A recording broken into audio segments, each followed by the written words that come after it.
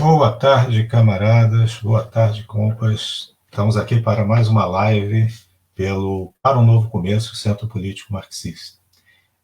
Nós estamos programados começo às 16 horas. Eu vou pedir que aguardem mais alguns poucos minutos, porque nós temos vários companheiros que estão compartilhando o link, outros estão entrando. Então, daqui a pouco, daqui a uns 3, 4 minutos, nós vamos começar a nossa live.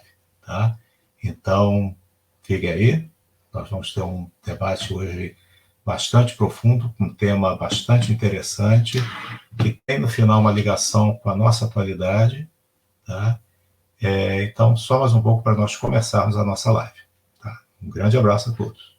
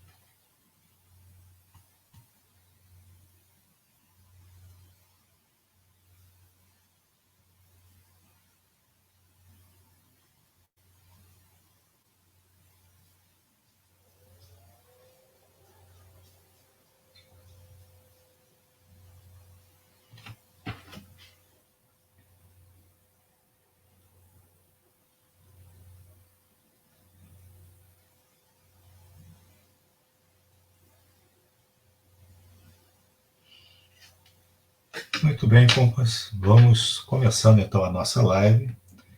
É mais um evento que é realizado pelo nosso coletivo, que é o Para um Novo Começo, Centro Político Marxista.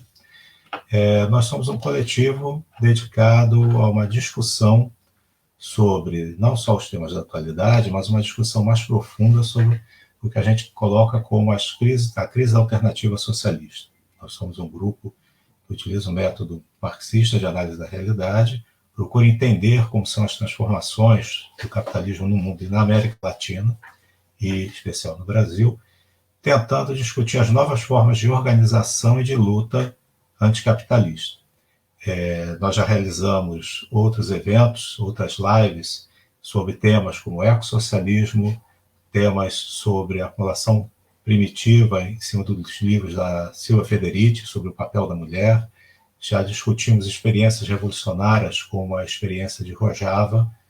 E hoje nós temos uma discussão sobre um tema que é muito atual e muito discutido pela esquerda no Brasil e no mundo, mas que a gente quer dar mais uma contribuição e um novo enfoque, que é o tema da questão da experiência do sistema soviético.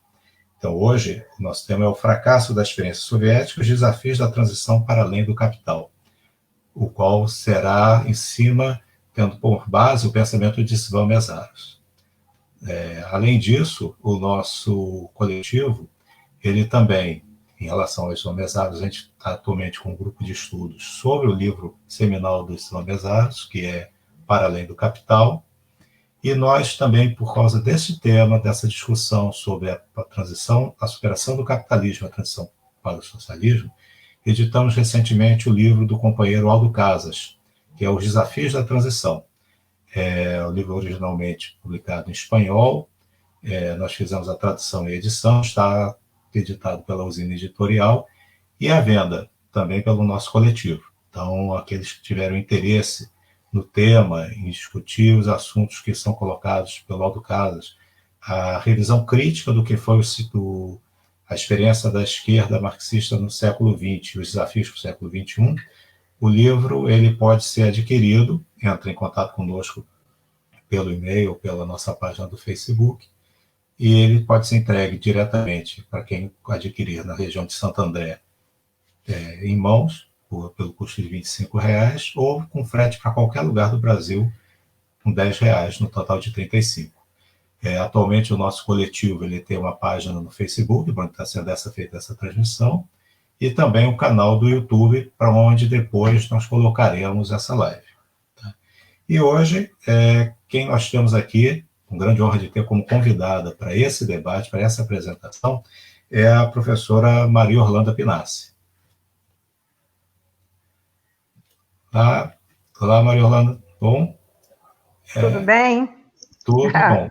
Prazer tê-la aqui conosco. Obrigada. E aí, eu queria, então, fazer a sua apresentação, para quem talvez não a conheça, para que depois possa fazer a sua exposição e a gente ter o debate. Tá? A professora Maria Orlanda Pinassi, ela é formada em Sociologia e Política pela Fundação Escola de Sociologia e Política de São Paulo, tem um mestrado em Sociologia pela Unesp e doutorado em Ciências Sociais pela Unicamp. Ela é atualmente a professora aposentada da Faculdade de Ciências e Letras da Unesp e é professora da Escola Nacional Florestan Fernandes. A professora Maria Orlanda Pinassi também é uma estudiosa do pensamento Mesaros, contribuiu na edição, para a edição do Para Além do Capital, pela editora Boitempo, e ela também é autora de livros importantes na discussão da atualidade do marxismo, tais como Da Miséria Ideológica à Crise do Capital, que foi editado pela Boitempo, e ela também organizou o livro Dimensões da Miséria Desenvolvimentista no Brasil, América Latina, que é lançado pela Alameda. E pela editora Herramienta da Argentina, também organizou o livro A Farsa Neodesenvolvimentista e as Alternativas Populares na América Latina e Caribe. Então, professora Maria Orlanda, vamos fazer, então, a gente combinou 1 hora de apresentação, tá? Para depois abrir para o debate. Aqueles que estão nos assistindo, eles podem colocar suas perguntas no chat pelo Facebook, tá? Que aí depois que feita a apresentação, a gente abre para o debate, responder as perguntas, e espero que todos aproveitem muito esse tema, que é um tema fundamental para a nossa discussão da atualidade, da nossa reavaliação crítica do que foi a experiência da esquerda marxista no século XX e os caminhos para o século XXI. Legal. Então, professora Yolanda, a palavra é sua. Tá, muito obrigada, Luiz. Agradeço muito o convite de mais uma vez participar desse coletivo tão importante, tão interessante, né, para esse momento que nós estamos vivendo, que é esse coletivo para um novo começo, dessa vez para discutir um tema candente, né, o fracasso da experiência soviética e os desafios da transição para além do capital. Um tema que, apesar de remeter a uma experiência do início do século XX, que foi, acho que na opinião de todos os estudiosos e militantes, foi a experiência mais explosiva, socialista mais explosiva que nós testemunhamos na história do século XX, né? Então, nesse sentido, ela é muito importante de ser pensada, refletir sobre os seus aspectos fundamentais, até para a gente repensar a questão da transição, né? Quer dizer, a gente não quer só revisitar a história para ter um registro historiográfico, né, e colocar essa experiência na estante da história, né? A gente quer entender mais profundamente o significado disso tudo. Mais recentemente, né, eu, além do trabalho do Mesaros, que eu já venho trabalhando há muito tempo com ele, desde da minha participação como revisora técnica da obra dele, O Para Além do Capital, e que tem um capítulo no Para Além do Capital dedicado exclusivamente a, vamos dizer, fazer um testamento histórico da experiência soviética, pegando desde o processo da Revolução, passando pela Revolução de 1905, pela de 17, pelas duas revoluções de 17, e até o seu, vamos dizer, desenlace, né, com a queda do muro, em 1989. Então, Mésaros faz vamos dizer, uma varredura sobre esse processo todo, no capítulo 17 do Para Além do Capital. E, mais recentemente, além dessa análise, né, que bastante importante e necessária de ser considerada, né, eu entrei em contato com a obra da Wendy Goldman, O Estado, a Mulher, o Estado e a Revolução, que também saiu pela Boitempo, e é um trabalho que me parece que complementa a crítica que ela faz, a análise que ela faz profunda dos primeiros anos da Revolução Russa, me parece que complementam de modo muito feliz a análise que o Mésaros faz, né? Então, eu, na verdade, quando o Alexandre me convidou para essa live, ele me falou, me falou do interesse que eu trabalhasse isso a partir do Mésaros, né? Mas, ao final, eu vou falar um pouco do trabalho da Wendy Goldman, e para mostrar um pouco vamos dizer, esse processo complementar que existe entre o pensamento de um e de outro, né, Mésaros e a Goldman. Bom, vamos lá, né? Então, é uma oportunidade muito legal para a gente voltar a essa questão, né? E discuti-la de uma forma bastante séria. Porque, em geral, quando a gente ouve falar sobre a Revolução Russa e sobre os desdobramentos disso no processo do socialismo realmente existente, como o Mésaros fala, ou como o Aldo fala no seu livro, uma expressão ainda mais feliz, né, o socialismo realmente inexistente, a gente percebe sempre um sentido meio laudatório daquele processo, né? E, assim, lembrando uma questão muito importante que está no Mésaros, que é a questão da autocrítica, quer dizer, a gente fala muito em crítica, mas a gente precisa aprender a fazer a autocrítica. E fazer autocrítica é um negócio muito difícil, né?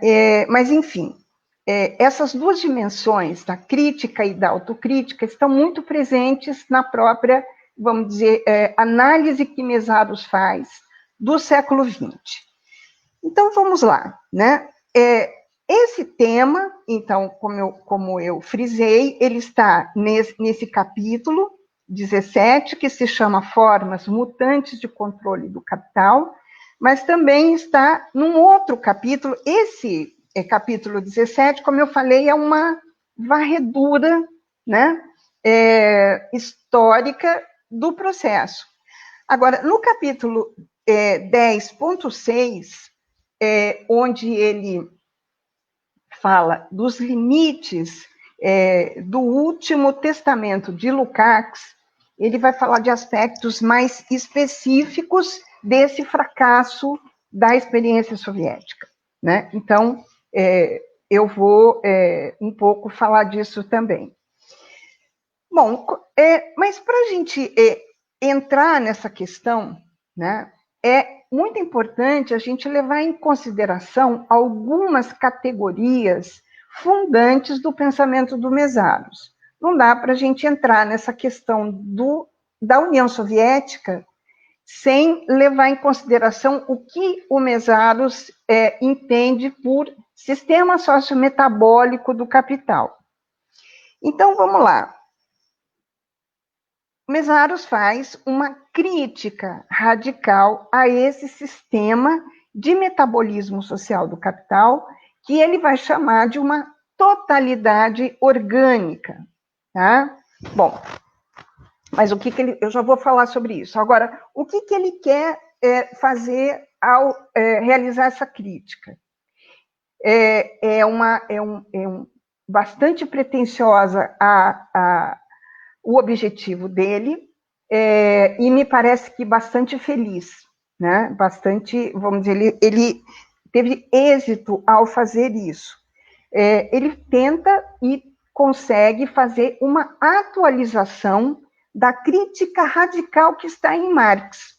Só que Marx fez a crítica radical do capital para as condições do século XIX. O Mesaros, ele vai buscar fazer essa mesma crítica a partir dos nexos categoriais de Marx para as condições da crise estrutural do capital, ou seja, para as condições do capitalismo e do capital no final do século XX, início do século XXI. Eu estou falando início do século XXI porque o Para Além do Capital, ele vai ter desdobramentos em outras obras que ele vai continuar escrevendo, né?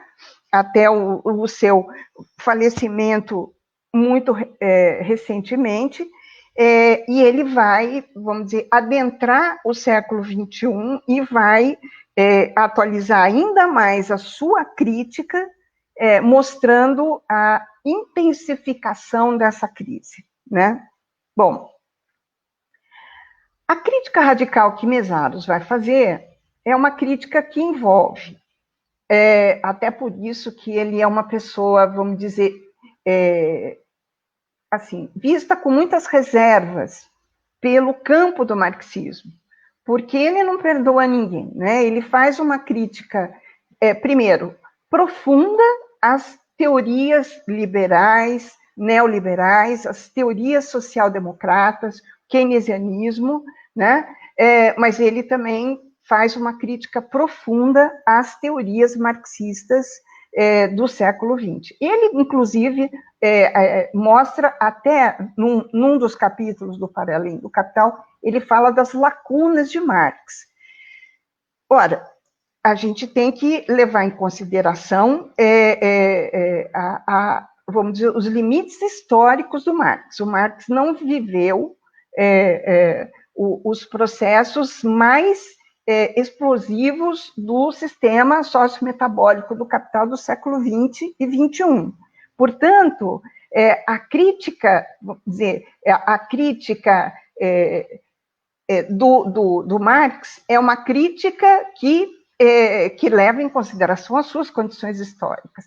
Mas ele tem vamos dizer, um arsenal de ferramentas críticas que precisam ser atualizadas. E é isso que o Mesaros vai fazer. Ele vai trazer aqueles nexos categoriais, né, sem engessamento da história, né? Então, ele vai trazer aquele arsenal para analisar o nosso tempo.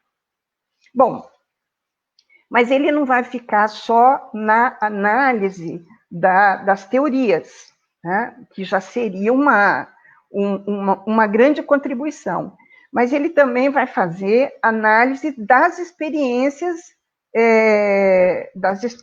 socialistas, e a mais importante é a análise da União Soviética, né? O que isso representou na história do século XX. Então, mais do que fazer um testamento, um inventário dessa experiência, o Mesaros vai buscar entender as razões desse fracasso, né? Então, para entender as razões do fracasso, a gente precisa compreender vamos dizer, a forma como ele analisa o sistema sociometabólico do capital, tá? Então, tem algumas coisas que imagino que vários de vocês já devam saber, mas é sempre importante trazer isso de volta, né? Primeiro, para o Mesaros, é fundamental entender a distinção entre capital e capitalismo. Isso é uma coisa que as pessoas criticam em Mesaros, por que ele faz essa distinção, mas me parece que esse é um ponto-chave da análise que ele faz, né? Um ponto-chave dos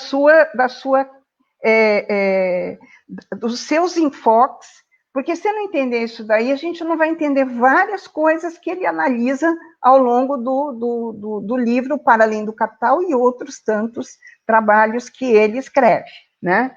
Bom, como eu disse, o sistema sociometabólico do capital é, para Mesaros, uma totalidade orgânica. A gente não pode pegar um aspecto ou outro, a gente tem que analisar todos os aspectos que correspondem ao sistema sociometabólico do capital numa relação dialética o tempo inteiro entre eles. Isso daí está em Marx, né? Mas isso daí está também em Mesaros, e ele faz questão o tempo inteiro de estar falando sobre isso. Além de ser uma totalidade orgânica, que vai se formando desde o princípio do século XV, século XVI, e vai se desenvolvendo ao longo, né, desses séculos, até chegar aos dias de hoje, né, nós temos que, para o Mesaros, o sistema sociometabólico do capital é um processo que necessariamente precisa corresponder ao seu impulso de expansão e acumulação. Ou seja, para o capital não admite ser circunscrito a um limite territorial, né? Ele precisa se expandir. Mas o seu objetivo não é somente expandir, como existiram em outras formas históricas, expansões territoriais. Não, o objetivo não é a expansão, o objetivo é a acumulação, né? Então, expande para acumular. Então, é isso que, vamos dizer, sediou todo o processo das grandes navegações, o processo da colonização, né? E, no caso da Europa, né, foi o que sediou a acumulação primitiva. Então, isso é um aspecto fundante, e é importante a gente entender isso para depois a gente entender uma das razões do fracasso da experiência soviética. Bom, e outro aspecto importante é a questão da destruição produtiva. O capital, no seu princípio, ele se inicia através de uma expansão cuja acumulação é fundada numa destruição produtiva. Ou seja, para cada lugar, né, para cada canto que o capital se expande, ele vai erradicar a cultura existente naquele lugar e implantar uma outra, que é a sua forma de acumulação, né? Então, ele vai para outros, para o processo das grandes navegações, a colonização foi exatamente isso, né? É destruir as culturas existentes nas terras conquistadas, né? Destruir as culturas originárias e colocar no lugar, vamos dizer, uma nova forma de produção baseada no excedente. Bom, esse sistema sociometabólico do capital é um sistema que, vamos dizer, ele se inicia, como eu falei, no século XV, XVI, tá? aquele período da acumulação primitiva, da colonização, o período pré-capitalista, tá? Passa pelo período capitalista, que se inicia a partir da Revolução Francesa, Revolução Inglesa, Francesa, as revoluções burguesas do início do século XIX, momento que Mésaros vai chamar do processo de expansão, né? Ou um processo de ascendência histórica do capital, ou ascendência histórica do capitalismo, tá? É o capital que, depois de passar pela acumulação advinda da acumulação monetária, o monetarismo, a revolução agrícola, aí passa pela revolução industrial e sofre um desenvolvimento brutal no século XIX, também através de tecnologias, né? Passa pelo século XX, e aí esse capital, ele pode ser também pós-capitalista, tá? Esse sistema sociometabólico do capital, ele pode também assumir a forma pós-capitalista. Então, pré-capitalista, capitalismo, que seria a forma mais plena da existência do sistema do capital, e o pós-capitalismo. Para entender isso daí, já vamos voltar a essa questão do pós-capitalismo. Para entender isso, para Mésaros, o sistema, ele se ancora num tripé.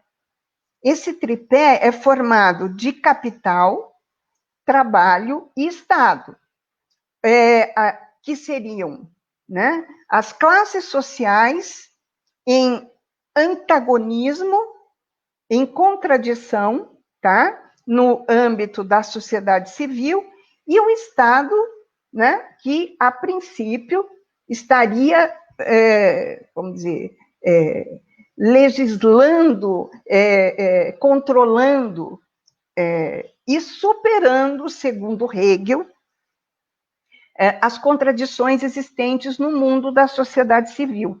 Ou seja, na sociedade civil, as classes sociais, elas entram em contradição, porque elas são economicamente desiguais, mas no âmbito da política, representada pelo Estado, essas contradições, elas se dissipam. Bom, é claro que isso daí foi todo um mote de crítica de Marx a Hegel, a crítica que Marx vai fazer à concepção de Estado, da separação entre Estado e sociedade civil, do Hegel, que para Marx essa separação ela não existe, de fato, mas, vamos dizer, para todo, na aparência, no fenômeno, vamos dizer, para as pessoas, para os indivíduos, essa diferença, essa, vamos dizer, separação, ela é real, né? Bom, de fato, né, essa separação, entre aspas, ela é a razão fundamental da falsa consciência de grande parte dos indivíduos que compõem o sistema sociometabólico do capital, independentemente da classe social a qual ele pertença, né? Ou seja, ele acha que a política é capaz de superar as contradições existentes no mundo no mundo da sociedade civil. E isso daí parece bobagem, mas não é, né? Tanto é que a gente acha, ou a gente, não sei, mas enfim, grande parte acha que mudando o governante, e Mésaros é muito enfático ao falar sobre isso, né?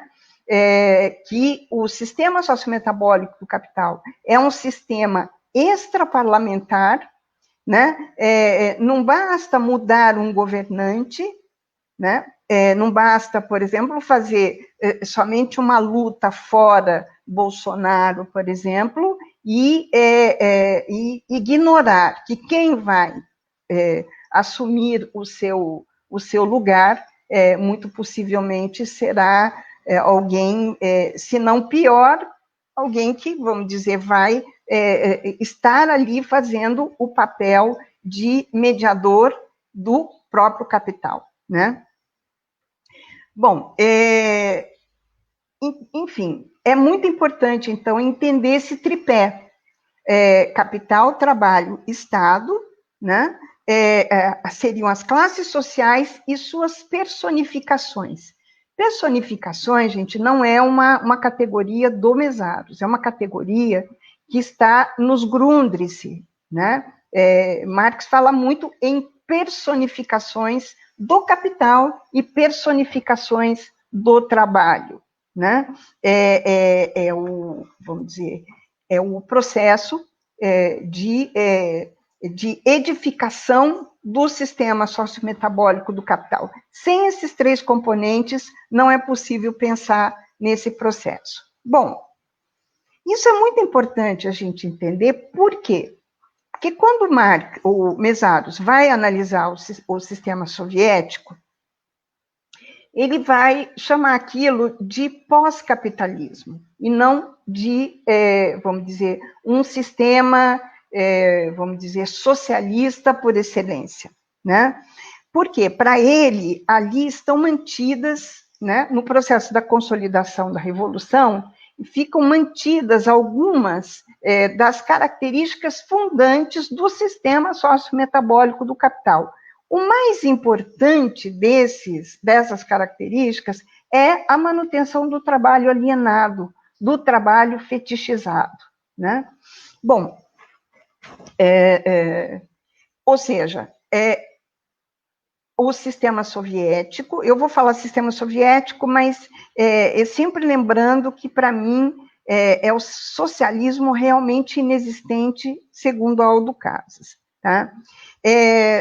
Vai ser mantido ali a relação hierárquica entre capital e trabalho, né? Só que como que isso acontece na União Soviética, né? Vai acontecer de uma forma bastante, vamos dizer, problemática, né? Bastante complexo e problemático ao mesmo tempo. A grande sacada do sistema, do capitalismo propriamente dito, foi aquela separação, tudo bem, ela não existe de fato, mas para a percepção das pessoas, existe essa separação entre o político e o econômico, né? Então, no plano econômico, eu sou desigual, mas no plano político, eu sou igual, né? Isso causa muita confusão. Eu acho que é uma das razões principais das confusões que acontecem ainda hoje, né? E principalmente hoje. Bom, só que no caso da União Soviética, o que vai acontecer?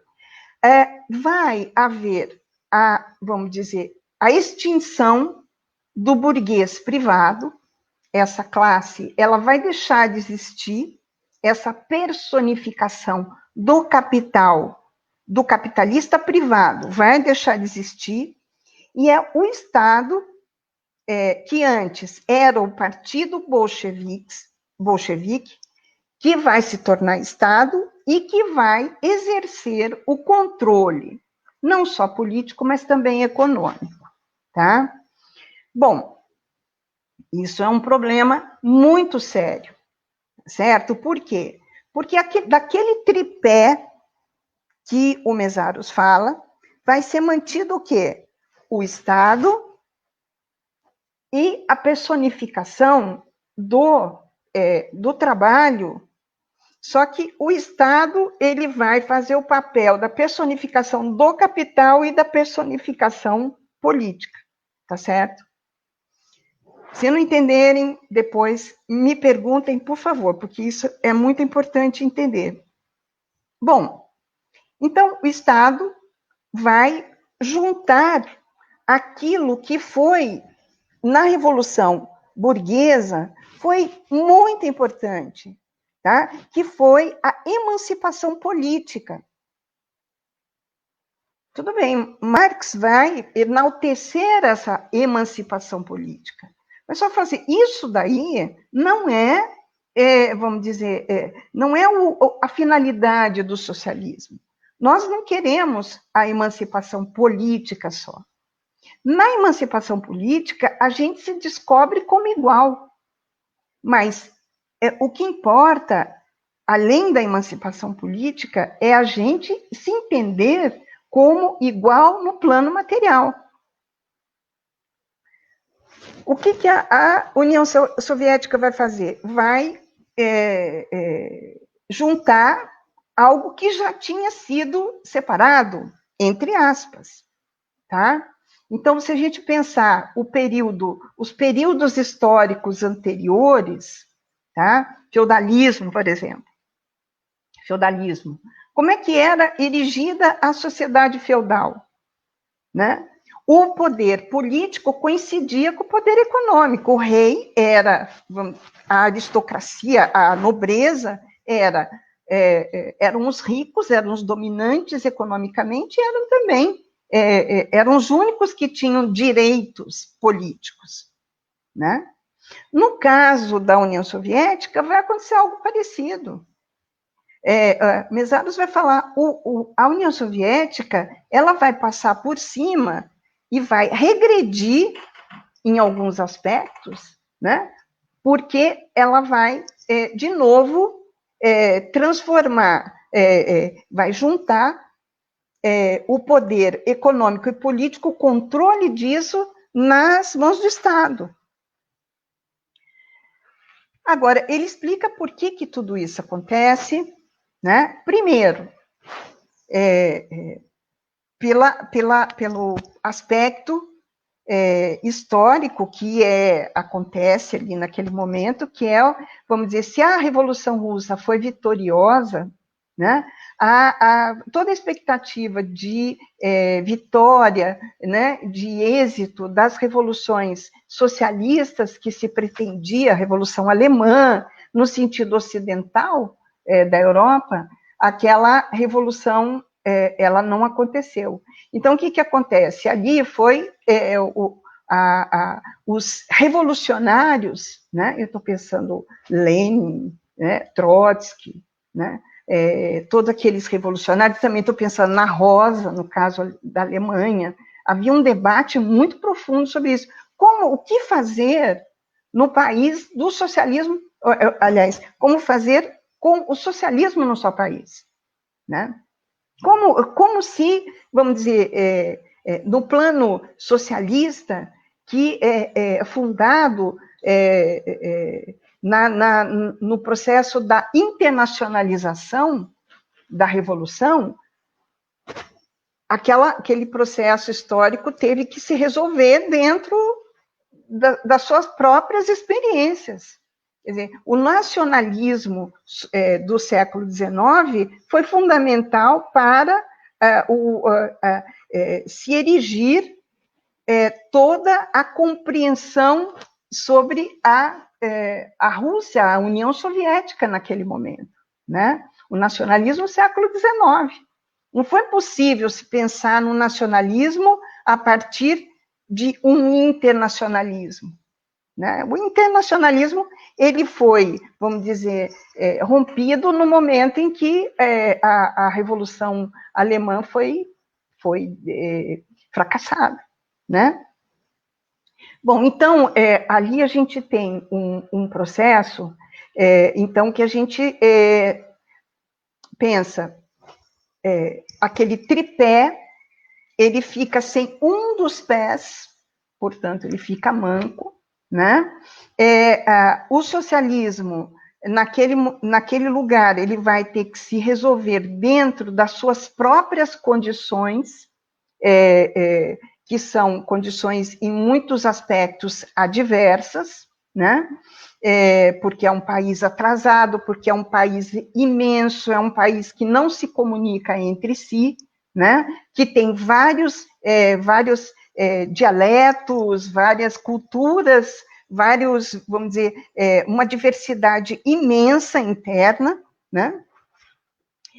E também uma outra questão que é muito séria naquele momento é o fato de ser implementada a NEP. Eu não vou me estender sobre isso, mas, enfim, a NEP, ela foi fundada para quê? Para impulsionar um processo de desenvolvimento naquele país atrasado, mas inspirado muito nas concepções capitalistas, né? O taylorismo, o sistema de trabalho taylorista, ele foi o motor-chave de implementação do trabalho dentro das fábricas soviéticas naquele momento, né?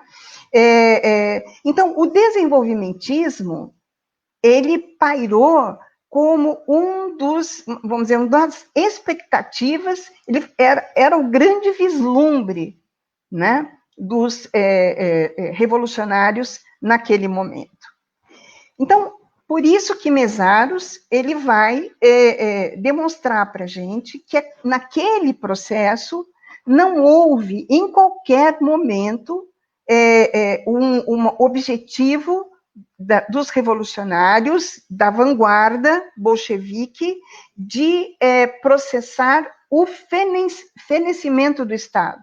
Ele usa exatamente esse termo, fenecimento do Estado. Claro, não ia ser imediatamente, né? Esse processo de fenecimento do Estado não acontece de uma hora para outra, ele tem que ser o quê? Construída essa. Mas em nenhum momento houve disposição para isso, pelo contrário, houve disposição cada vez maior de fortalecimento do Estado, né? Então, é por isso que Mesaros vai, vamos dizer, o tempo todo se remeter a uma análise muito importante do Marx, né? Que está no trabalho dele, glosas críticas marginais contra o rei da Prússia, e também na crítica que Marx faz ao Proudhon na Miséria da Filosofia, que ele vai dizer o seguinte: o que vai acontecer? Há revoluções sociais com alma política e há revoluções políticas com alma social, né? O que significa isso? Significa que uma revolução social com alma política é uma revolução feita pelo povo, é uma revolução popular, uma revolução explosiva, mas que essa explosão popular vai ser contida por um Estado controlador totalitário. A experiência vamos dizer, da consolidação soviética mostra bem isso. Agora, para Marx, uma revolução, de fato, tem que ser uma revolução política, porque ela se dá no âmbito da luta de classes, a revolução entre a classe trabalhadora e a classe proprietária. É uma revolução que se dá no âmbito da política, ela é popular, mas se dá no âmbito da política e ela tem que se constituir no sentido da superação dessa sua, vamos dizer, característica política e rumar no seu sentido social, ou seja, uma emancipação social plena, né, na construção do comunismo.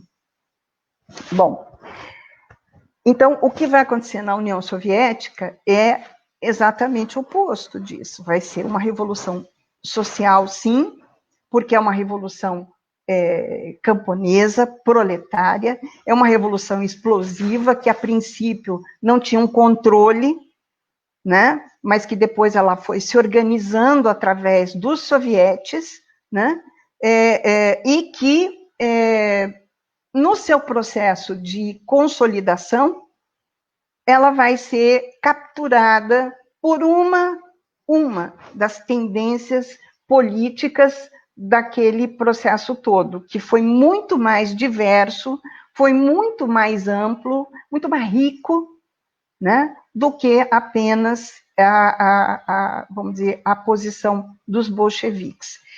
Quem tiver interesse, tem uma bibliografia vasta, né, sobre esse processo, que me parece muito importante que a gente leve em consideração. Tem um autor que eu gosto muito e que é bastante crítico desse primeiro período da Revolução Russa, que é o Maurício Trachtenberg.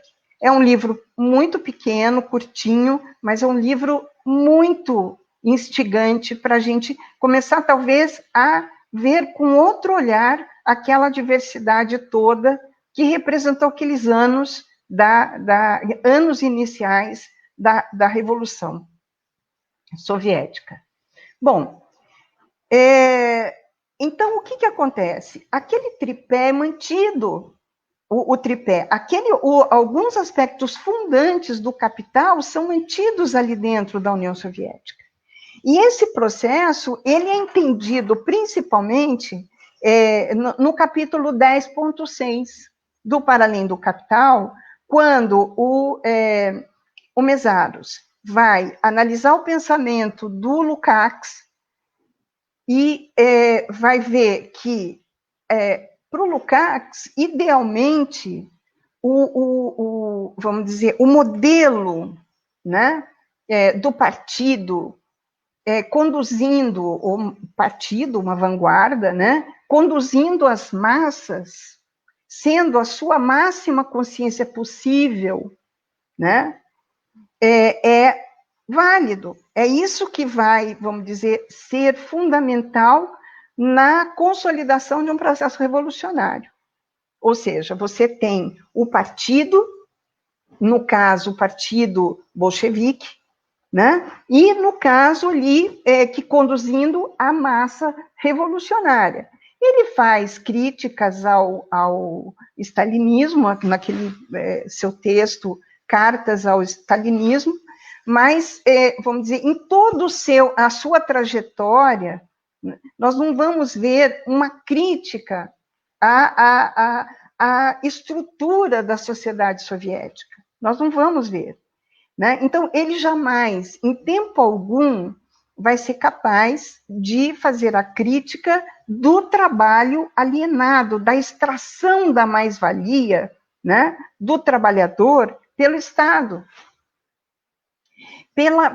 Pelos limites, né? Quer dizer, aquele socialismo, ele falha do ponto de vista socialista, mas ele também falha do ponto de vista do capital. Porque é o seguinte, qual que é o aspecto fundamental do desenvolvimento do capital? É a expansão para acumulação. O socialismo no seu país não tem condição de se expandir para acumular. Então, ele falha nos dois sentidos. É um pós-capitalismo problemático, extremamente problemático, né? Então, por isso, a razão fundamental do fracasso é essa. Então, a crítica que Mesaros faz ao Lukács foi não ter enxergado isso. Não foi um cara que escreveu a ontologia do ser social, que tem todo o capítulo sobre o trabalho, o capítulo sobre a reprodução, né? Não foi capaz de enxergar que ali era mantido aquilo que Marx falou que era a primeira coisa que tinha que ser extinta num processo de transição seria o trabalho alienado, né? A exploração do trabalho. Seria as massas tomando controle do processo da produção e da distribuição. Aquilo que está na crítica no programa de Gotha. A cada um conforme as suas necessidades, a cada um conforme as suas possibilidades. Acho que é isso. Ai, nossa. Mas, enfim, vamos dizer, essas questões, elas estão muito mal resolvidas naquelas condições da sociedade soviética, né? Bom, então o que ele vai falar? Aquilo foi uma experiência que só pôde se manter através de um controle totalitário. Tá? Eu vou, já caminhando para o final da minha fala, dizendo, me remetendo aqui, né, que além dessa crítica explosiva de Mésaros à experiência soviética, tem também que vai mostrar como é que pode dar certo um processo, né, que falha do ponto de vista do capital e falha do ponto de vista socialista, né? Dos dois, nas duas dimensões ele falha.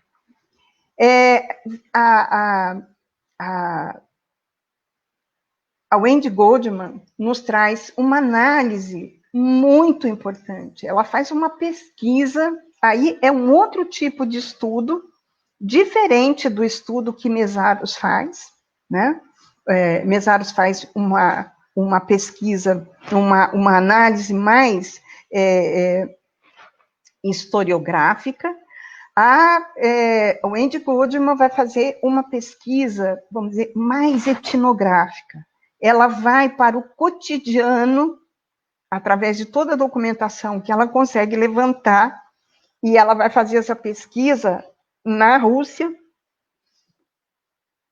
e ela vai buscar entender o cotidiano daquelas mulheres e daquelas crianças que foram as principais vítimas de todo um momento um momento de muito conflito. Você tem guerras naquele momento, a Primeira Guerra Mundial, você tem a guerra civil interna da Rússia, né? Você tem todo um processo de conflitos sangrentos, em que as mulheres acabam assumindo, né, quando os homens vão para as frentes de batalha, as mulheres acabam assumindo o trabalho nas fábricas. Elas saem do seu cotidiano, elas abandonam seus filhos, são obrigadas a abandonar seus filhos, que vão, vamos dizer, errar, perambular pela Rússia toda, aquelas hordas de crianças maltrapilhas, famintas, né, passando toda a ordem de privações. Se a gente acha que aquelas crianças que a gente vê em Cracolândia, né, crianças que eu falo na Praça da Sé, né, é uma coisa grave, e como é. Vocês imaginam, vamos dizer, hordas de crianças que somam centenas, né, centenas errando. Eles se juntavam para se darem força, e, é claro, eles vão cometendo todo quanto é tipo de delito por onde eles passam, né? As análises que a Wendy Goldman faz desse momento é um negócio, assim, arrasador, arrasador. E as mães, né, quando também não se prostituem, elas vão trabalhar nas fábricas, elas vão vamos dizer, assumir o trabalho alienado naquele processo de produção das fábricas que é tão importante naquele momento, né? Bom, só que quando os homens voltam das frentes de batalha, das guerras, tal, eles não querem as mulheres mais nas fábricas. Então, há um desemprego brutal de mulheres, os homens reassumem os seus postos nas fábricas, e as mulheres vão que estão, vamos dizer, viúvas ou abandonadas, enfim, elas vão passar fome, né? Então, o que eu achei mais importante nessa análise que a Wendy Goldman faz, e eu já vou encerrando mesmo a minha participação aqui, vamos dizer, o quão distante todo aquele arsenal teórico extremamente progressista que aqueles revolucionários constroem, né? Aquela legislação assim, muito avançada para a nossa época. A nossa hoje seria avançada, né? E tentar colocar aquilo vamos dizer, no papel, as letras da lei, né? E aquilo não ter o menor efeito, porque ela é voltada para pessoas que estão necessitadas fundamentalmente de alimento, né? Elas precisam de alimento, abrigo, elas precisam de uma assistência para as suas necessidades mais básicas, mais fundamentais, tá? Então, nesse sentido que é importante o trabalho do Aldo Casas, que é importante a gente voltar a essa questão que é tão importante para os nossos tempos, que eu acho que a gente está caminhando para uma economia de escombros. Nós não temos mais nenhuma condição favorável diante para o nosso futuro, se esse futuro continuar sendo controlado pelo capital. Seja aquela forma de capital, qualquer uma das formas possíveis de controle que o capital possa exercer. E ele ainda pode trazer elementos importantes para continuar controlando. Uma questão que é básica, que Marx vai trazer quando ele responde às indagações da Vera Sassulit, né? A correspondência que ele troca com ela, dizendo que, ao contrário do que ele pensava antes, ele passa a entender as comunidades agrícolas como as comunidades camponesas, né, consideradas atrasadas, elas podem ser uma saída fundamental no momento de pobreza e de miséria e de fome da transição revolucionária. São aquelas comunas agrícolas que podem alimentar aquela população faminta. E foi justamente o que os revolucionários combateram. Destruíram as comunas agrícolas e tentaram implantar num lugar um modelo mais especificamente desenvolvimentista. Então, nós temos aí, diante de nós, vamos dizer, uma série de questões que me parecem que são fundamentais para a gente analisar hoje, tá? Que transição que a gente quer no sentido da construção, vamos dizer, de uma sociedade mais justa e emancipada, tá? Então, eu vou parando por aqui e, enfim, se eu me estendi demais, me perdoem, né? Mas eu fico no aguardo aí de questões. Tá, o microfone está ótimo, não? O professor foi on time. O tempo previsto mesmo. Excelente. Então, primeiro agradecer a exposição, acho que colocou vários temas, lançou várias interrogações e várias questões aí importantes, e a gente já tem várias perguntas aqui sendo colocadas. Então, acho que vale a pena, de repente, passar 3 perguntas, a gente abre para comentar e depois a gente prossegue com as perguntas seguintes. Uhum. Então, aqui a gente já tem, inicialmente, o companheiro nosso, no começo, Alexandre Ferraz, coloca. Nesse sentido, tem o companheiro Pedro Gava, colocou aqui primeiro, deixando desde já uma pergunta. Qual era, no geral, a relação de Mészáros com as formulações de Leon Trotsky, em particular com a visão de Trotsky da União Soviética como sociedade de transição entre o capitalismo e o socialismo, porém uma transição bloqueada? posto que o nosso colega Alexandre Ferraz, no começo, faz a seguinte pergunta. Nesse sentido da abordagem de Mesaros, essa mesma relação de trabalho alienado não se deu e ainda ocorre em muitas organizações com militância alienada? É uma pergunta específica sobre a questão da militância. E eu colocaria pedindo uma explanação um pouco maior, porque uma coisa que me chama muita atenção no Mesaros, porque geralmente a gente discute a questão da União Soviética, o caráter soviético, a crítica, autocrítica, muito se centra basicamente na transição para o período stalinista na década de 20. E a crítica do Mesaros é uma crítica mais profunda. Ele começa desde o período logo imediatamente após a Revolução, com Lenin, até o final com a Perestroika. Inclusive o período pós-stalinista é pouco discutido. E o Mesaros coloca muito que uma grande questão é que na União Soviética você tinha a substituição da extração econômica do trabalho excedente, que é característica do capitalismo, pela extração política do trabalho excedente.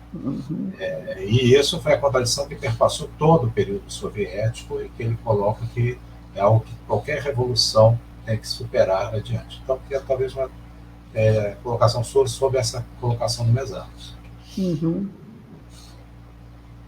Posso? Sim. Vamos lá, vamos a do Pedro primeiro. Olha, Pedro, o Mesaros não é exatamente vamos dizer, ele não dialoga muito com as ideias do Trotsky, tá?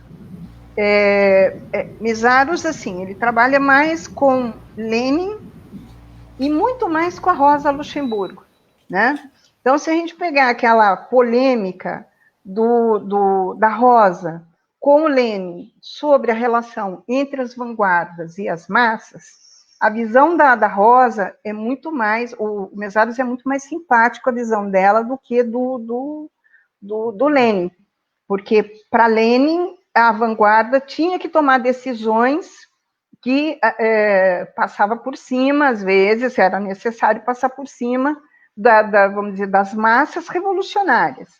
E a Rosa fala, em momento algum isso pode ser, vamos dizer, desrespeitada às necessidades da massa, né?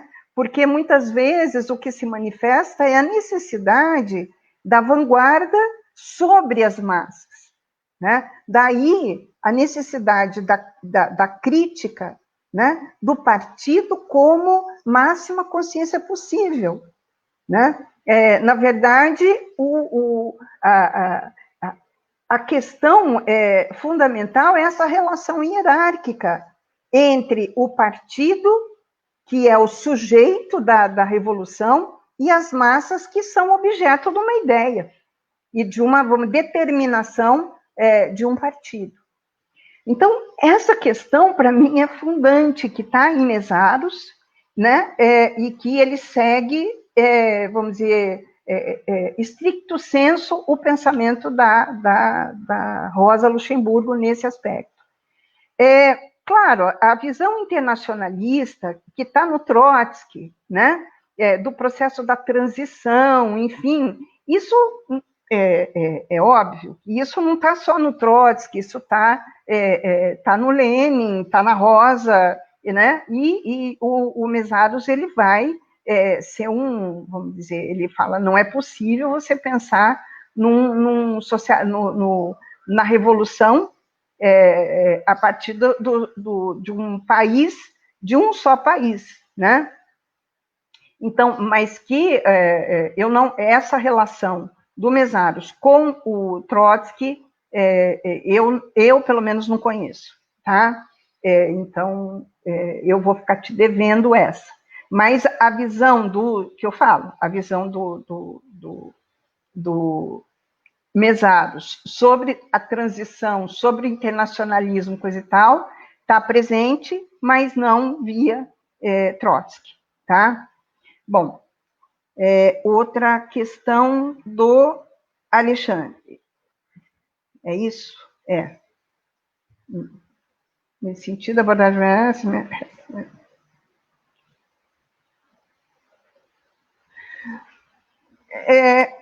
Então, eu não sei, eu acho que essa ideia do Mesaros, né, sobre a manutenção, a preservação vamos dizer, de uma visão desenvolvimentista, que é muito, vamos dizer, uma visão desenvolvimentista, o trabalho alienado, o trabalho taylorista, o trabalho em série, né, que é mantido na União Soviética, ela é vamos dizer, um aspecto fundamental do fracasso daquele processo, do processo socialista. Então, se a militância hoje não pensa a partir disso, né, não faz a crítica daquela experiência, olhando exatamente sobre esse aspecto, eu acho que vamos dizer, um empobrecimento brutal, porque você pode, vamos dizer, reproduzir um novo equívoco histórico, né? Reproduzindo, vamos dizer, um processo socialista baseado naquilo que o Luiz traz aí, que é a questão vamos dizer, da extração política da mais-valia, né? Quer dizer, ela é política, mas é econômica também, tá? É econômica. Você tem uma acumulação ali. Você vai ter dentro da União Soviética, vamos dizer, estratos sociais diferenciados, né? Alguns vão, de fato, prover de algumas, vamos dizer, privar de alguns benefícios que a grande maioria não vai poder ter, né? Não tem nem, vamos dizer, benefícios materiais, nem benefícios legais, né? Então, é um sistema que se cria ali dentro, por todos os defeitos históricos que eu já elenquei, é um sistema, vamos dizer, defeituoso. Ele tem defeitos, né? E não pode existir dentro do sistema do capital. O que o Mesaros fala, na verdade, Luiz, é que o processo da União Soviética, ele está dentro do sistema sociometabólico do capital, ele faz parte desse processo, entende? Só que o grande problema dele é o fato de que ele juntou numa mesma personificação do tripé o controle econômico e o controle político, entendeu? E isso não pode existir, não é possível, entendeu? Tá? Porque esse sistema só pode se preservar, ele só pode se reproduzir mediante mecanismos totalitários, vamos dizer, a exclusão da liberdade, qualquer tipo de liberdade, entende? Política. Ninguém tem ali, ninguém exerce, vamos dizer, o poder político, entendeu? Mesmo que esse poder político seja uma quimera, uma falsificação da realidade, entende? Como é no mundo do capitalista. Nós votamos a cada 2 anos, e a gente sabe o quanto isso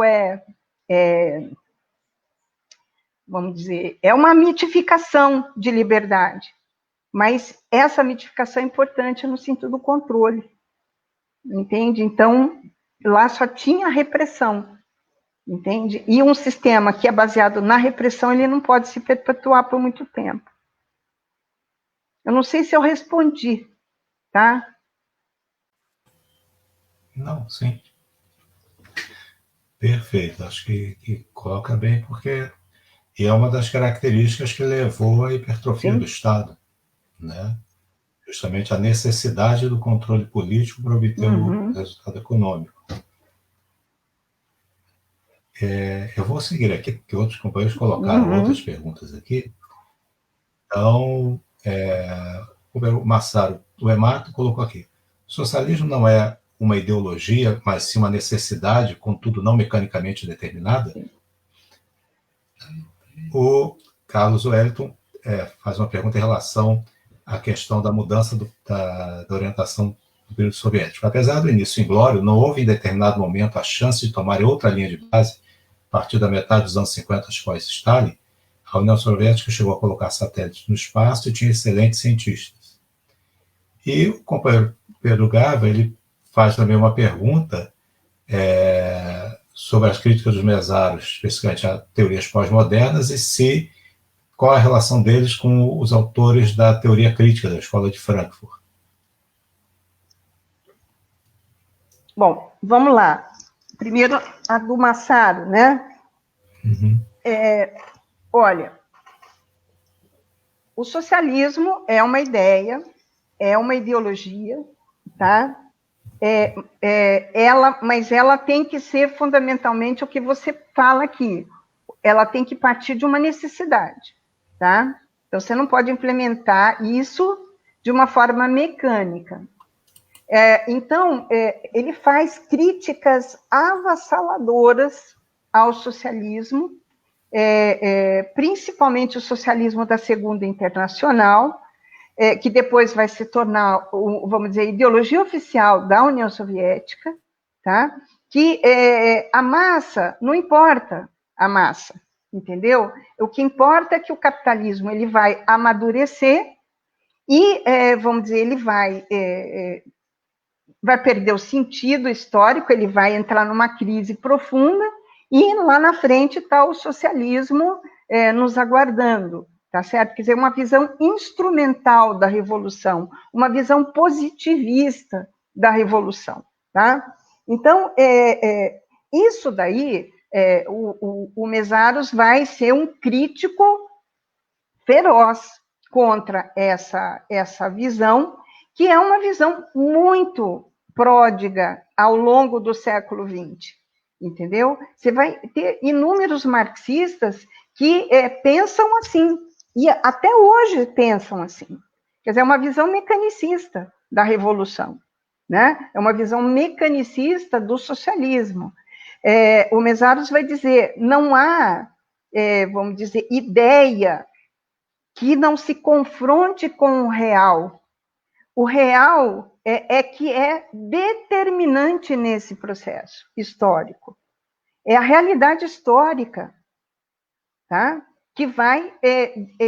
a realidade histórica vivida por indivíduos dentro de um cotidiano que vai ou não manifestar as necessidades que eles têm diante da história.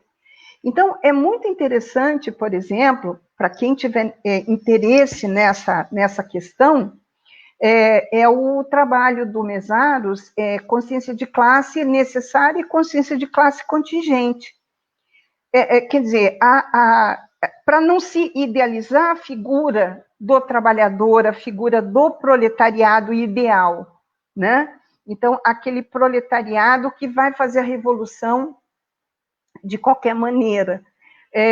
O Mesaros vai, nesse artigo, que é um artigo crítico à história e consciência de classe do Lukács, para quem o partido vamos dizer, o portador da máxima consciência possível, a consciência, ele vai desenvolver a categoria da consciência de classe atribuída do partido para a massa.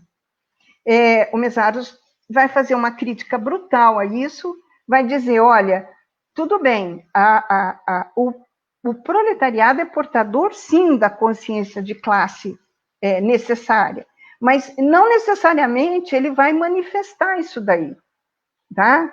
Não, pode ser que ele não manifeste, pode ser que ele manifeste, muitas vezes, o sentido absolutamente inverso dessa consciência revolucionária. Por exemplo, a condição popular do fascismo. O fascismo é popular. Tá? Então, então o que o Mesaros fala é que a consciência de classe contingente, a consciência de classe, a consciência do imediata, fenomênica, muitas vezes ela é muito mais forte do que a consciência de classe necessária para os trabalhadores serem, de fato, aquilo que está no Manifesto Comunista, de ser o portador, ou serem coveiros do capital. Tá? Então, é uma análise muito mais realista da classe do que uma análise idealista, tá certo? E ali, naquele trabalho, fica muito claro, tá? A crítica que Mesaros faz ao determinismo histórico, tá? Da classe trabalhadora. Tudo bem? Não sei se eu expliquei, mas, enfim, todas essas questões, elas são muito mais... vou deixar a questão do Carlos por último, porque é uma questão que é muito interessante. Ó, crítica de Mesaros às teorias pós-modernas. Olha, essas críticas do Mesaros à pós-modernidade está no livro O Poder da Ideologia, tá? Ali fica muito claro, e ele analisa inúmeros pensadores pós-modernos, tá certo? E, inclusive, pensadores da Escola de Frankfurt. O único que ele, vamos dizer, ele não considera Benjamin da Escola de Frankfurt, então Benjamin está fora. O único da Escola de Frankfurt que ele tem, vamos dizer, um respeito grande é pelo Marcuse. Os demais, ele tem uma verdadeira, vamos dizer, faz críticas avassaladoras a esse pensamento catastrofista, né, ao catastrofismo da Escola de Frankfurt. Depois vão também falar que Mesaros foi um catastrofista, né, mas, é claro,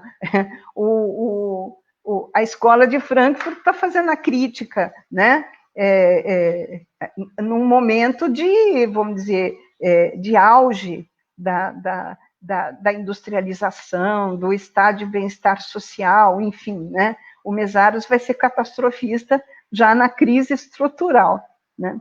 E dentro de uma outra crítica, que não é uma crítica culturalista, né? Uma crítica muito mais abrangente do que uma crítica da indústria cultural, enfim, né? Mas, olha, para entender bem essa crítica que Mesaros faz, é ler O Poder da Ideologia, que lá ele analisa isso com muita propriedade. Vamos lá, Carlos. Olha, em primeiro lugar, aquele início não foi inglório, tá? O início da Revolução, pelo contrário, o início da Revolução foi fenomenal, foi explosivo, ele foi popular, ele foi desenfreado, havia ódio, sangue nos olhos, entendeu? Como dizem, né?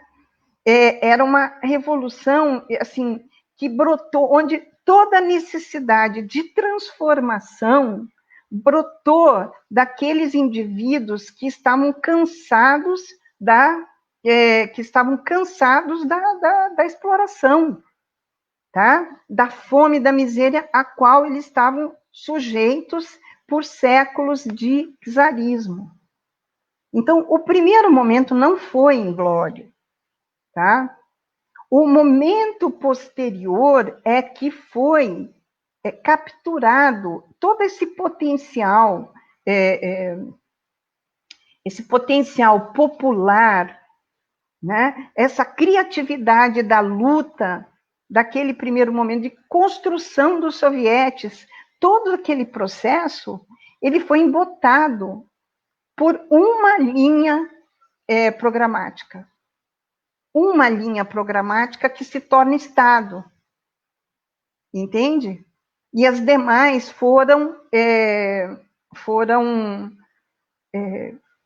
reprimidas, foram destruídas, tá?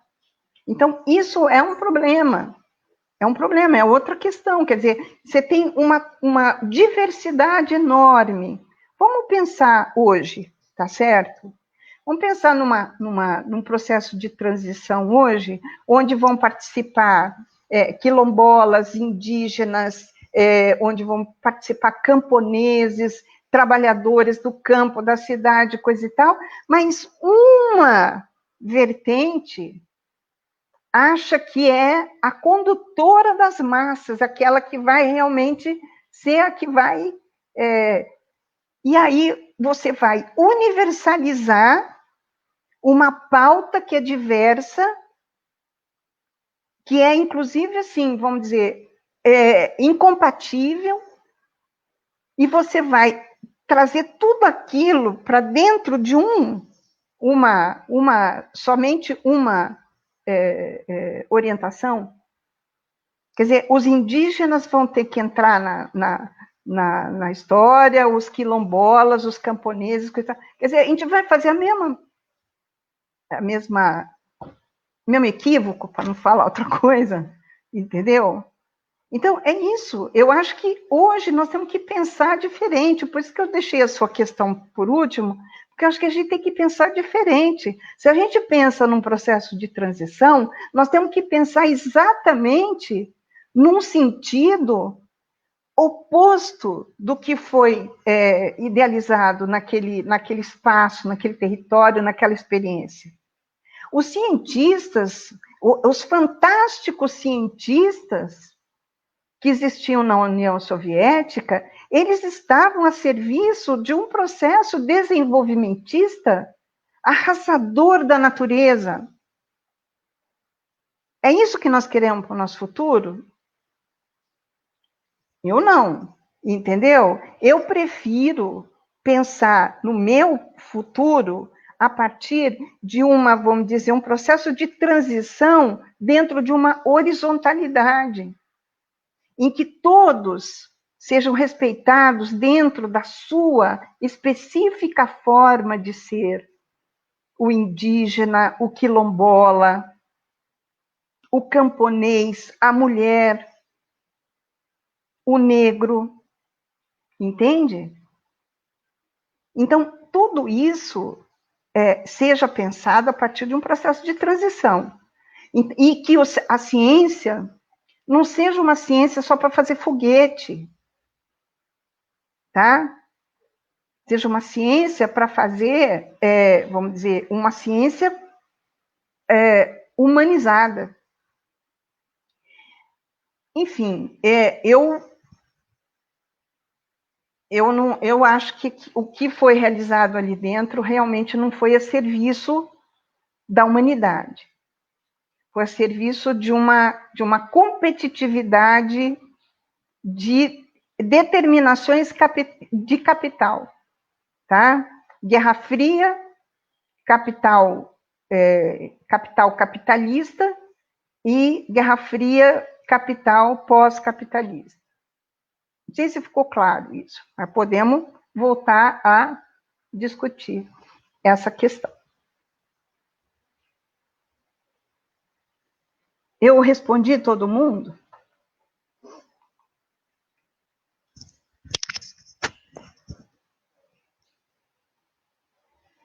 Tá. Você está desligado, Luiz. Pronto.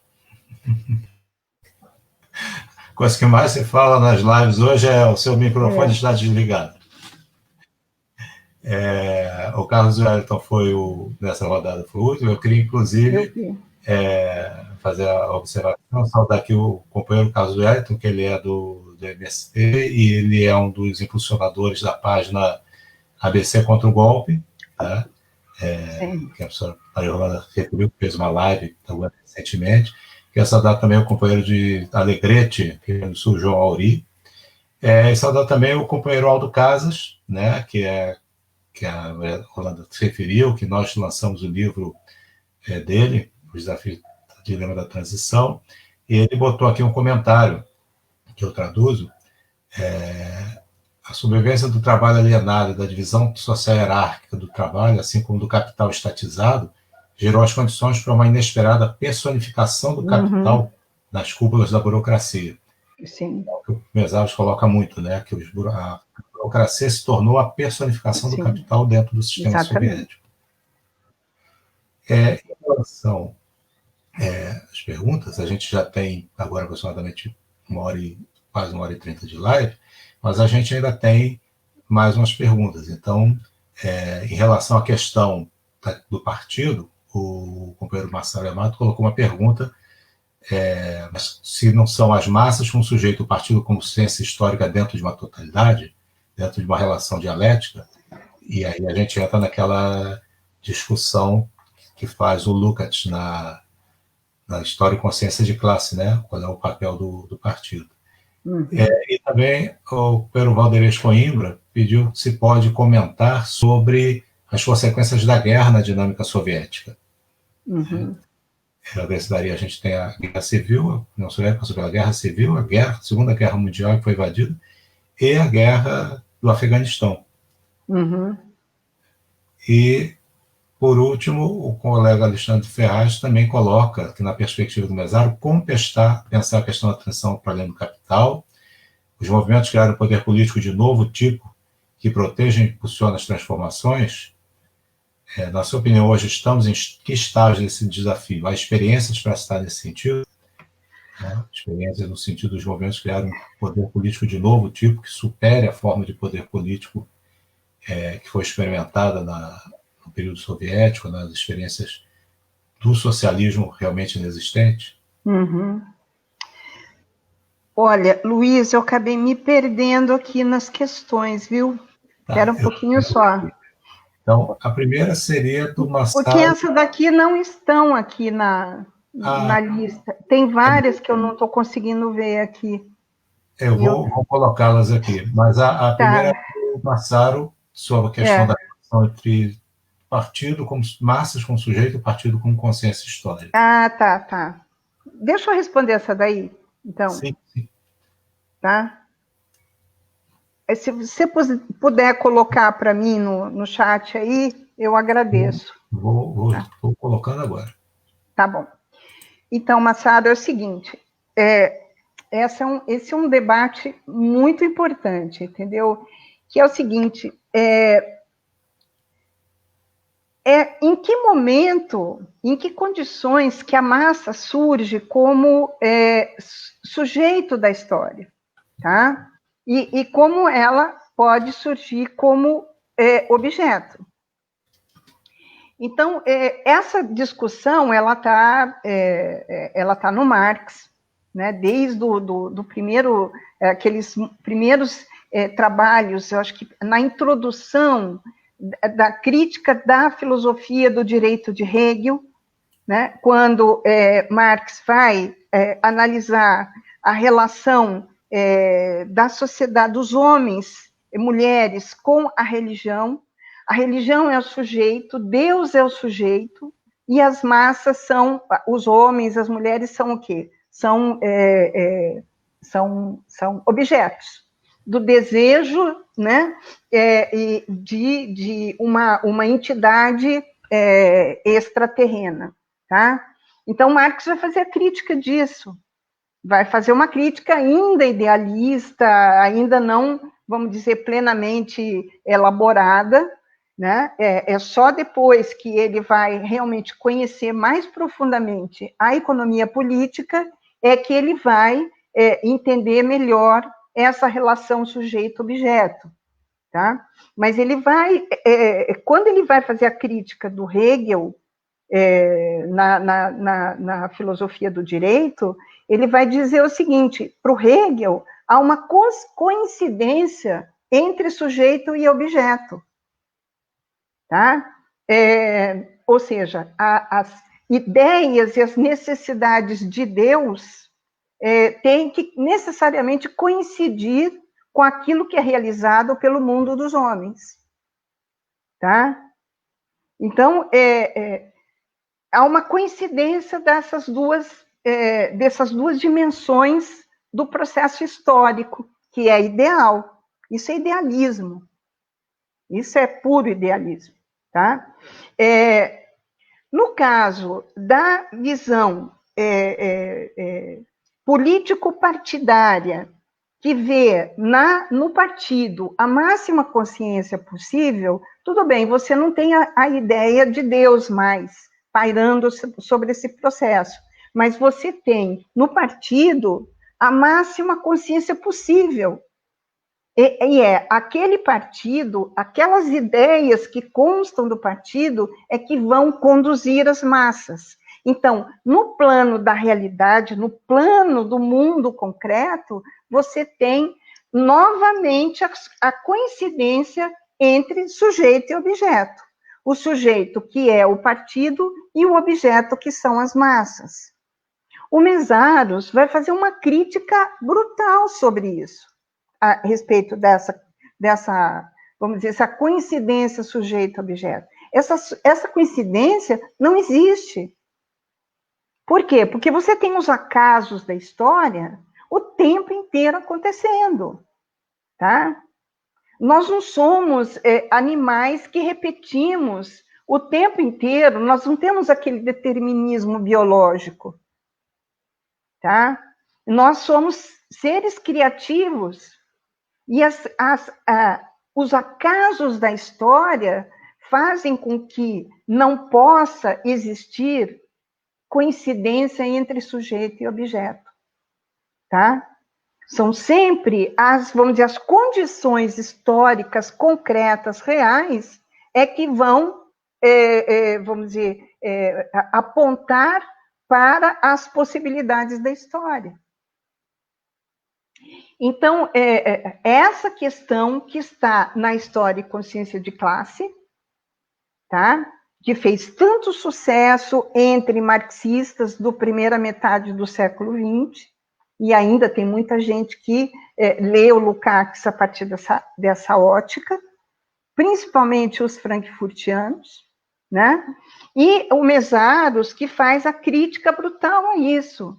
Ele fala, puxa vida, né? Inclusive, é uma coisa que eu falei na live lá do pessoal do Carlos, né?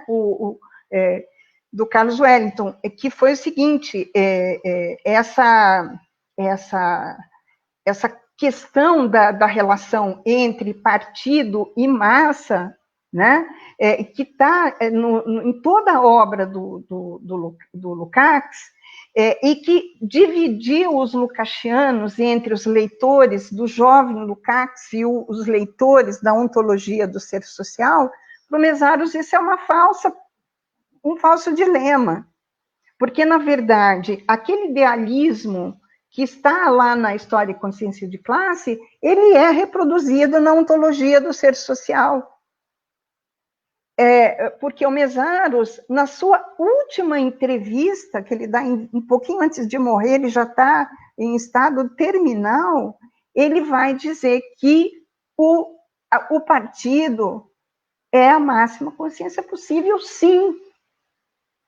E é o partido que conduz as massas, ou seja, né, a coincidência entre sujeito e objeto está presente nele. Os lukácianos têm muita raiva do Mesaros quando ele fala isso. Tem várias diferenças com ele em relação a isso. Por quê? Porque ele vai dizer, não há vamos dizer, claro, o Lukács tem uma construção filosófica monumental. Ele jamais ele vai negar isso, mas ele vai dizer, esse problema ele vai reproduzir da História e Consciência de Classe até o momento da ontologia do ser social.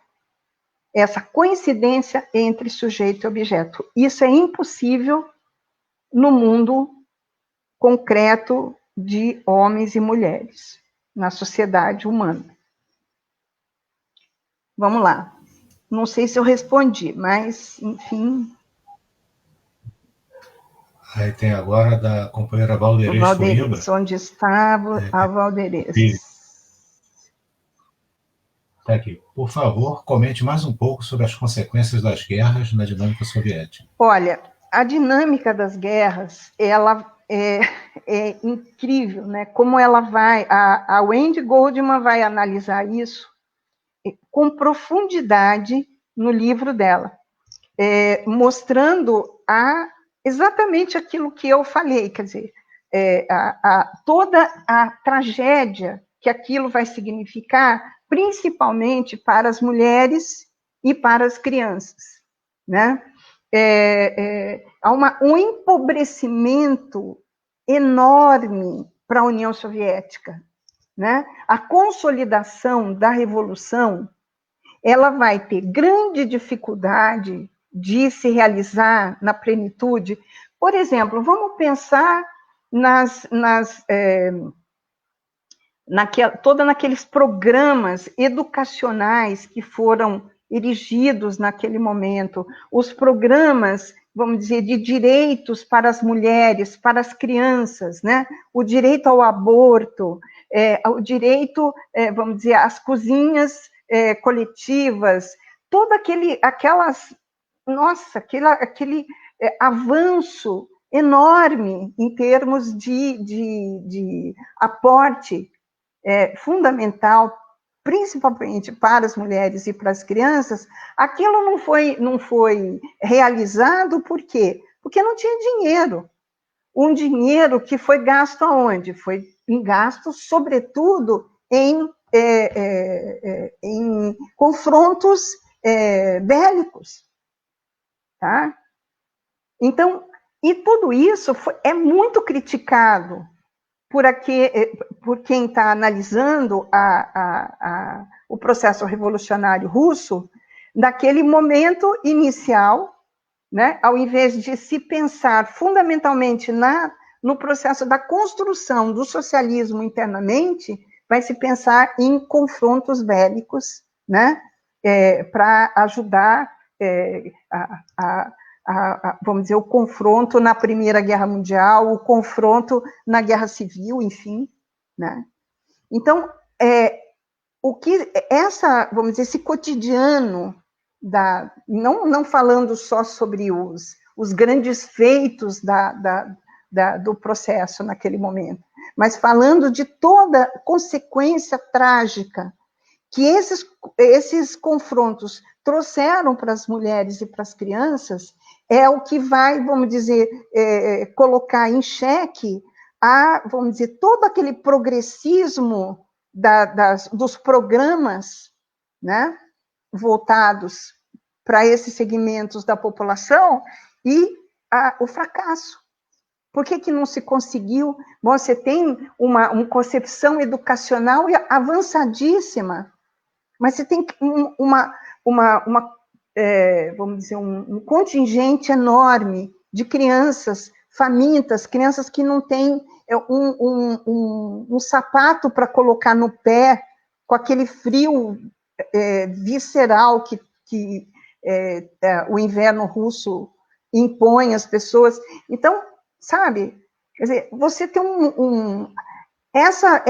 esse abismo entre teoria e a realidade é um negócio muito sério, né?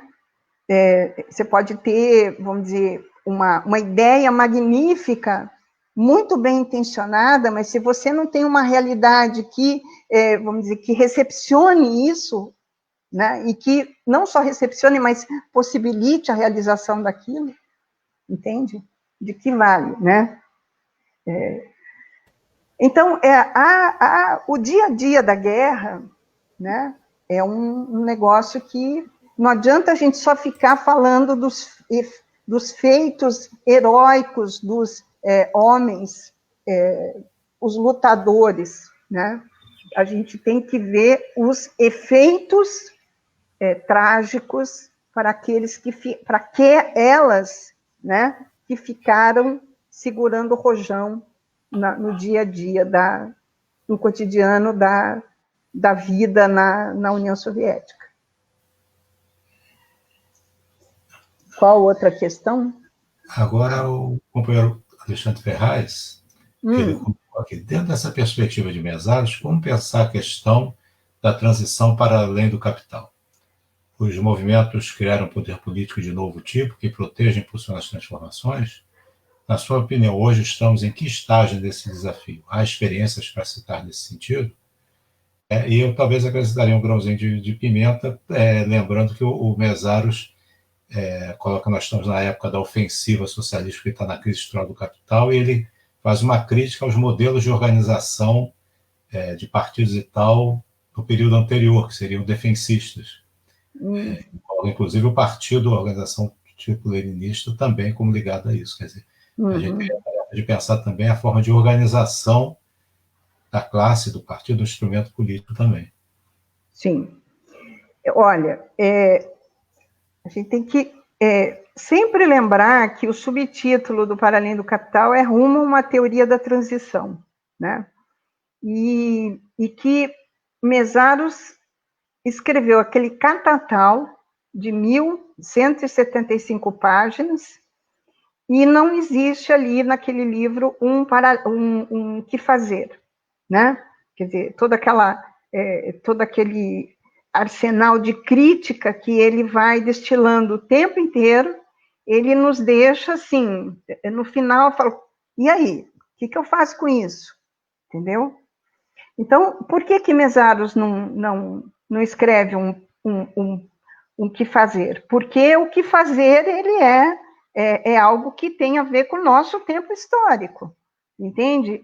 O que fazer em 2002, quando esse livro foi publicado no Brasil, seria muito diferente do que fazer hoje.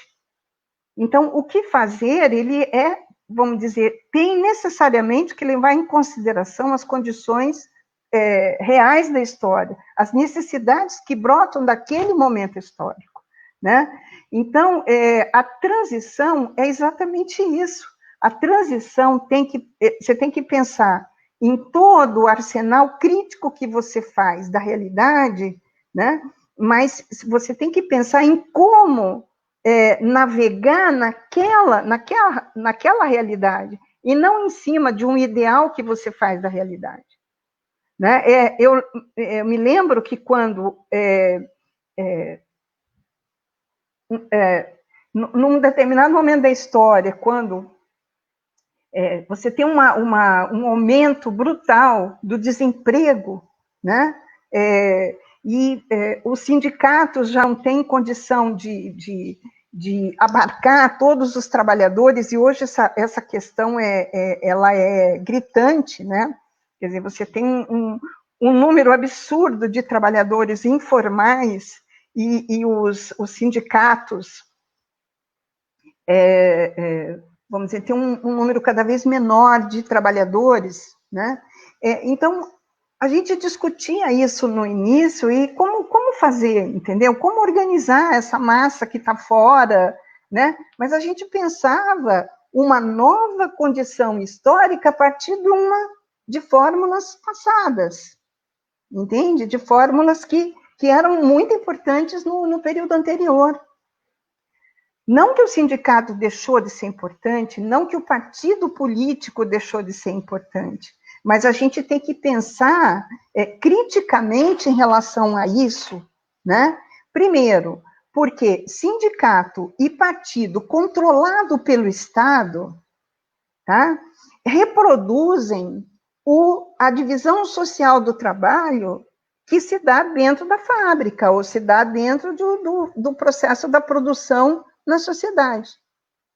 Então, eu tenho um braço, o sindical, que vamos dizer, que é expressão das categorias, é uma expressão fragmentada da classe, tá? Então, eu me manifesto dentro do sindicato dos metalúrgicos, dos eletricitários, das empregadas domésticas, enfim, né? Eu milito dentro de um partido que está separado do processo fabril, né, da condição de produção, são duas dimensões separadas, né? E o Mesaros vai fazer uma análise de crítica sobre isso, e que esse controle do Estado sobre essas duas dimensões de luta, né, levaram a vamos dizer, um processo de lutas de menor resistência, lutas defensivas, né? defensivas como de classe dentro do sistema do capital, e nunca questionando a sua existência como classe, vamos dizer, contra o capital, mas classe do capital. Então, lutar por melhores condições de existência, lutar por melhores condições de trabalho, né? E as esquerdas, elas foram se acomodando nessa, vamos dizer, nessas formas de lutas de baixo impacto de resistência, né? Então, o Mesaros fala, um processo de transição tem que ir além disso, tem que ir além, né? Não é exterminando os sindicatos e os partidos, não é isso, tá? Mas você tem que pensar num processo mais criativo de luta, que são as condições históricas que vão trazer as possibilidades disso, né? E não é um partido que vai trazer a receita do bolo, né? São as condições históricas que vão, vamos dizer, apontar para aqueles que estão pensando aquilo que está sendo feito na realidade. O que nós, intelectuais, podemos fazer nesse sentido? Tá? Analisar aquilo e compor junto com a massa, e não acima dela. Tá? Então, isso me parece muito importante, é uma lição da história. Tá? E a questão da horizontalidade me parece que é uma questão muito importante, que tem que ser colocada. E aí eu estou indo um pouco além do próprio Mesaros, entende? Porque o Mesaros, eu acho que, assim, apesar de tudo, era um pensador europeu, tá? Ele tinha uma visão, às vezes, romântica da América Latina, né? Ele via com muita, assim, em alguns momentos, apesar de toda a crítica que ele fazia, ele tinha momentos que ele via com muito otimismo determinadas formas de manifestação na América Latina que, enfim, né? Mas é isso. O que mais? Não sei se eu respondi isso aí, foi... Acho que sim. Bom, nesse momento, a gente não tem novas perguntas, professora.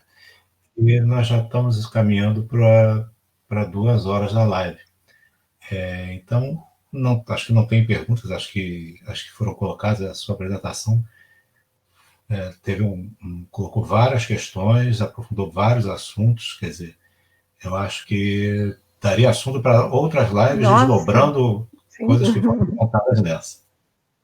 Mas então acho que a gente pode caminhar para o encerramento, sim, quer dizer, aí eu queria colocar, só quer fazer a sua fala final, colocação final, porque aí acho que a gente pode fazer já o encerramento da nossa atividade. Tá certo.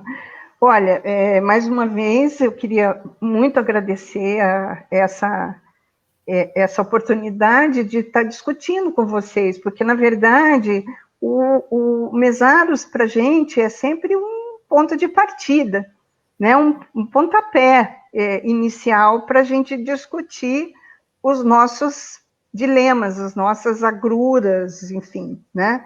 Então, eu, assim, é muito bom participar dessas lives, porque há uma troca grande, né? Porque muitas vezes a gente fica só pensando a coisa, mas vocês trazendo perguntas me trazem a possibilidade de estar pensando outras coisas, enfim, né? Então, para mim, foi muito, muito agradável esse momento aqui de estar com Luiz, Alexandre e todo esse povo maravilhoso aqui, né, que participa aqui dessas discussões, e me coloco aí à disposição de vocês, quando vocês quiserem de novo, um novo bate-bola aí, estamos aí, tá bom? Obrigada aí pela pelos momentos. Tá ótimo. A gente que agradece muito a sua gentileza de participar conosco desse debate, né? Eu queria lembrar a todos os camaradas e como estão assistindo que a gente está realizando essa transmissão pela nossa página do Face. Na nossa página do Facebook vocês têm acesso aos nossos outros eventos anteriores, aos outros debates, e a mesma coisa pela nosso canal do YouTube, que tem todas as lives lá, todos os debates que a gente fez anteriormente que foram publicados. E lembrar também que a gente tem o livro do companheiro Aldo Casas, Os Desafios da Transição, em venda. Podem entrar em contato conosco pela página do Face, colocar um recado lá na mensagem pessoal, que a gente retorna sobre a venda e o envio da obra do Aldo Casas. Então, agradecer a todos que compartilharam conosco, todos que assistiram, colocaram suas perguntas, suas questões. Agradecer de novo a professora Maria Pinassi, e um bom fim de sábado a todos e um bom fim de semana. E vamos nos cuidar, porque a situação exige. Tá, joia.